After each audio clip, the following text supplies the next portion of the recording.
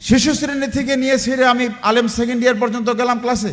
প্রত্যেকটি ক্লাসে ক্লাস 6 থেকে নিয়ে আলেম সেকেন্ড ইয়ার পর্যন্ত কমন প্রশ্ন করলাম যে আমি ষষ্ঠ শ্রেণীতে পড়ি, আমি আলেম দ্বিতীয় বর্ষে পড়ি, আরবিতে বলো। একজন স্টুডেন্টও বলতে পারে নাই। ইংরেজিতে বলো, এটা অনেকে বলছে। অনেকের মধ্যে, তাদের মধ্যে অধিকাংশই বলছে যে I am read in class 9 ইত্যাদি ইত্যাদি। একটা ক্লাসে তো গেলাম, মাশাআল্লাহ মাশাআল্লাহ বলুন, নাউজুবিল্লাহ বলবো। রাগে ক্ষোভে কষ্টে দুঃখে আমি বেরিয়ে আসলাম কোনো প্রশ্ন না করে। শিক্ষকের হাতে গাইড, ছাত্রীদের হাতে গাইড নিয়ে বসে আছে।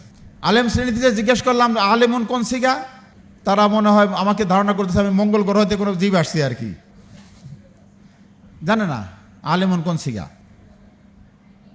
এটি একটি এমপিওভুক্ত ফাজিল মাদ্রাসা। ফাজিল ক্লাসের একজন স্টুডেন্টকে আমার সামনে হাজির করতে পারে নাই। এটি কিন্তু আমার পূর্ব নির্ধারিত সফর, ওয়েবসাইটে দেওয়া ছিল কবে কটায় আসতেছি।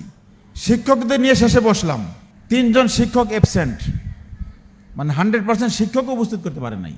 আমি চেয়ারম্যান গেছি, আমার চেহারা সুরত খারাপ থাকতে পারে, আমাকে ব্যক্তিগতভাবে অপছন্দ হইতে পারে, কিন্তু চেয়ারম্যান তো একজনই বাংলাদেশে। 3 জন শিক্ষক অ্যাবসেন্ট আমার ভিজিটের দিন। জিজ্ঞেস করলাম বাকি 3 জন কই, অনেক খোঁজাখুঁজি করে বললো যে একজন অসুস্থ, আর 2 জনের কোনো হদিস নাই। এই হলো আমাদের এমপিওভুক্ত মাদ্রাসার অবস্থা। কারণ তারা চাকরি করেন। প্রশ্ন করলে বলবেন যে আমরা তো চাকরি করি, আমরা ছাত্র ছাত্রী ক্লাসে না আসলে কাকে পড়াবো, ছাত্র আসলে সে পড়াবো, আমি তো রেডি আছি, বলবে এগুলো বলে, আমাদের অনেকেই বলে। আমি তখন তাদেরকে কিছু টিপস দিলাম, কিছু পরামর্শ দিলাম, বললাম। তারা সামনে স্বীকার করলো যে স্যার আসলে আমরা এইভাবে রিয়ালাইজ কোনোদিন করি নাই, আমাদের অনেক শিক্ষা হলে ইত্যাদি ইত্যাদি, হয়তো আমাকে খুশি করার জন্য বলে থাকতে পারে।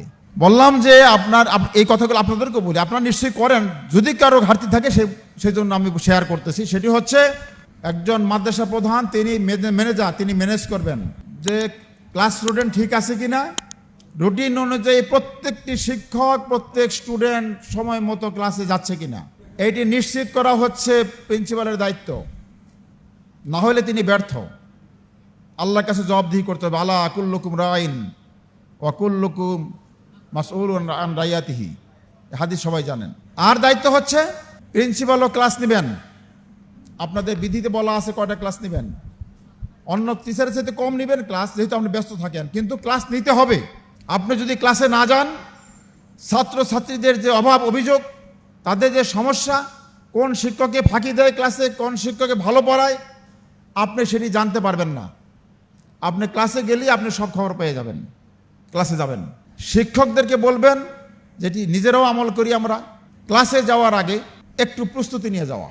এখন অনেক টিচারের শুনে নাক শিক্ষাবে, বলবে যে আমি তো ক্লাস 5-এর এটা পড়াই 10 বছর যাবত, আমার তো বই মুখস্থ, আমার এটা আবার দেখে যেতে হবে। আপনিও দেখে যাবেন। কেন দেখে যাবেন? আমি ধরে নিলাম যে ওই বইটি আপনার মুখস্থ, অক্ষর অক্ষরে মুখস্থ আছে, কিন্তু আজকে আপনি যে চ্যাপ্টারটি পড়াবেন সেটি যদি আপনি একটু 5-10 মিনিট দেখে যান, আমি 5-এর জন্য বলতেছি, 5-10 মিনিট দেখে যান যে আমি এই গল্পটি বা এই অধ্যায়টি পড়াবো, আপনার তখনই মাথায় আসবে যে এই জিনিসটি বুঝতে ছাত্রছাত্রীদের একটু কষ্ট হয়, এটি একটু জটিল জিনিস আছে, তাহলে এটি সহজ করার জন্য আমি এইভাবে উপস্থাপন করব, এইটি বোঝানোর জন্য আমি এই উদাহরণটি দিব, এইটি বোঝানোর জন্য আমি এই গল্পটি বলবো। এই জিনিসটি যদি আপনার মানে মাথায় থাকে, তাহলে কি সেই ক্লাসটি ভালো হবে না? বেশি ফলপ্রসূ হবে না? বেশি আকর্ষণীয় হবে, আনন্দ ঘন হবে। ছাত্রছাত্রী যদি আপনার ক্লাসে আনন্দ পায়, আনন্দের সাথে ফলপ্রসূ ক্লাস পায়, তাহলে আপনার ক্লাসে আসার জন্য ছাত্রছাত্রী পাগল পারা থাকবে। আপনার কোনো ক্লাস যদি কোনো কারণে সে মিস করে, তাহলে সে আফসোস করবে, দৌড়ে যাবে তার সহপাঠীর কাছে, আজকে হুজুর বা স্যার কি পড়াইছেন, ঠিক কিনা? আর সিনিয়র ক্লাস হলে তো কোনো কথাই নাই। একটু না পড়ে গেলে প্রস্তুতি না নিয়ে গেলে, একজন ছাত্র একটা জটিল জিনিস সামনে এনে দিল যে স্যার এটা আমাকে বুঝাই দেন বা স্যার হুজুর বুঝাই দেন, আপনার মাথায় তো ওইটা নাই। আপনার মাথায় ব্যবসা বাণিজ্য, বাইরের অন্য জিনিস চিন্তা ভাবনা করে সেরে যখন আপনি ক্লাসে ঢুকতেছেন, হঠাৎ এই জিনিস এনে দিল, আপনার মাথায় আসতেছে না। আপনি 2টা রাস্তা নেবেন। একটা হলো, হয় বলবেন যে বাবারে এটা আমার জানা নাই, এটা আমি মোতালেয়া করে পরে জানাই দেব, এই সাহসিকতা আমাদের শিক্ষকদের মধ্যে কমে গেছে। আমরা এটি নিজেদের অপারগতা স্বীকার করতে রাজি না। অধিকাংশ করে কি, একটা গোজামিল দিয়ে দিল। গোজামিল দেওয়ার পরে দুটা জিনিস হবে, নিজে আত্মগ্লানিতে ভুগবেন, ক্লাস থেকে বেরিয়ে এসে আপনার মনটা খারাপ থাকবে, আমি একটা গোজামিল দিয়ে আসলাম, আপনি বিবেকের দংশনে ভুগবেন। আর যাকে গোজামিল দিলেন ও ছেলে কিন্তু আপনার সাথে এক কাঠি বেশি বুঝেছে, আপনি গোজামিল দিচ্ছেন, আপনাকে ফাঁকিবাজ হিসাবে ট্রিট করবে, আপনাকে বলবে যে এই লোকটি ফাঁকিবাজ, ভালো করে আমাদেরকে পড়াইতে পারেন না। এখান থেকে আমাদের বেরিয়ে আসতে হলে আমাদের ছাত্রদের মধ্যে একটি মহাবেড়া অপরিচিত হয়ে গেছে, আমি মনে করি, মোতালাগা। মোতালাগা শব্দটি কি আমাদের ছাত্ররা জানে? আমরা যদি চর্চা না করি ছাত্ররা শিখবে কার কাছে?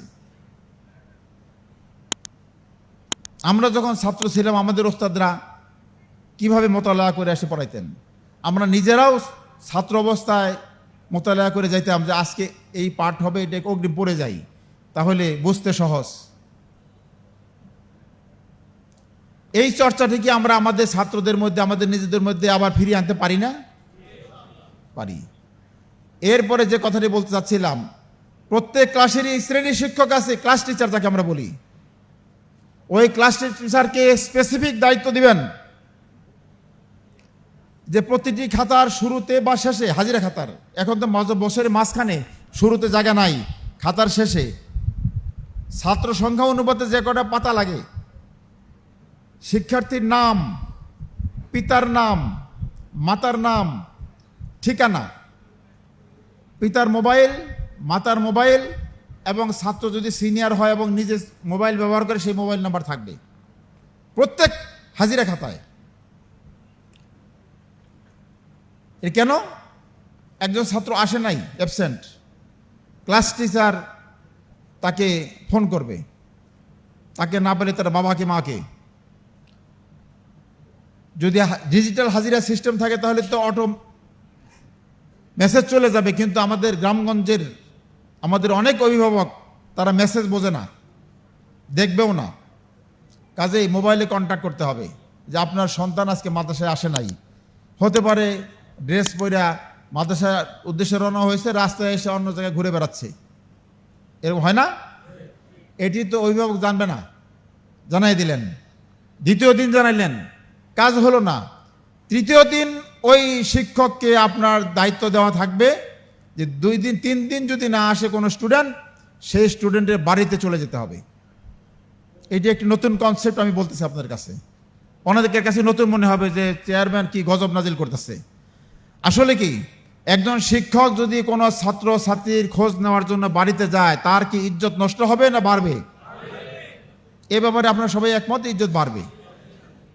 শুধু বাড়বে না, ওই পাড়ায় সারা পড়ে যাবে যে অমুক মাদ্রাসার হুজুর বা স্যার তার ছাত্র ছাত্রী খোঁজ নেওয়ার জন্য আসছে। আপনি যে খোঁজ নেন, বাবা কেন যাও নাই, তোমার কি কোনো অসুখ হয়েছে, অথবা তোমাকে কেউ ভয় দেখাইছে, তোমার ক্লাসমেটেরা বন্ধুরা কেউ মারেছে কিনা, অথবা সে ইপটিজিংয়ের শিকার হয়েছে কিনা, অথবা তার রিক্সা ভাড়া নাই, যে কোনো একটা হতে পারে।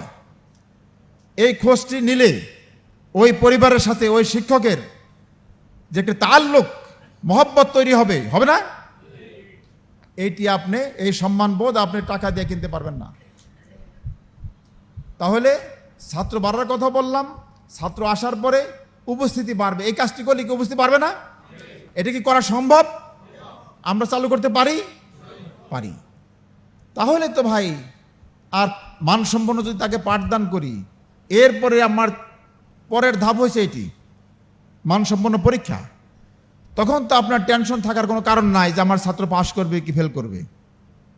একজন ছাত্র যদি সারা বছর ক্লাস করে, সে তো ফেল করতে পারে না, পারে? জিপিএ 5 না পাইতে পারে সবাই, কিন্তু ফেল করবে। বইয়ের বাইরে থেকে কোশ্চেন করেছেন, বইয়ের ভিতর থেকে, সিলেবাসের ভিতর থেকে কোশ্চেন হয়েছে, সে সারা বছর ক্লাস করেছে, আপনি পড়িয়েছেন, তাহলে তো পাস ফেলের কোনো টেনশন থাকার কথা না। আপনার কি একমত? তাহলে আমরা এই কাজটি করব।